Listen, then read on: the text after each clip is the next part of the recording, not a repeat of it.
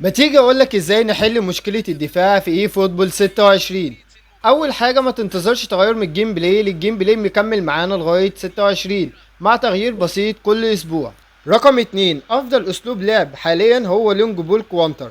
لو انت بتلعب كويك كوانتر ومش متمرس في الموضوع هتلاقي دفاعك شوارع.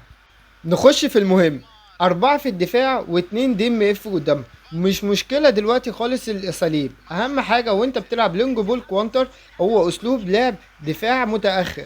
فطبعا لما يجي عليك هجمة ما تضغطش عليه، انت تدي اشارة وترجع، تدي اشارة وترجع لورا، لانك لو ضغطت عليه هتسيب فروق وطبعا رقم 2، انت ما تضغطش، اوعى تضغط باتنين لعيبه، انت تضغط بلعيب واحد وتلعب بيه ماتش اب اللي انت ترجع، وبحيث اللي انت قاطع عليه الزاويه اللي هو ما يعرفش يباصي. رقم 3، عايزك تعتمد على الزحلقه وانت بتلعب، يعني بحيث اللعيب جاي عليك هجمه عادي تزحلق عليه وكسره وخليك ناشف عليه، ما فيهاش مشكله خالص. لان دلوقتي بنسبه 90% الزحلقه والضرب بالكتف بقى دلوقتي قانوني جدا.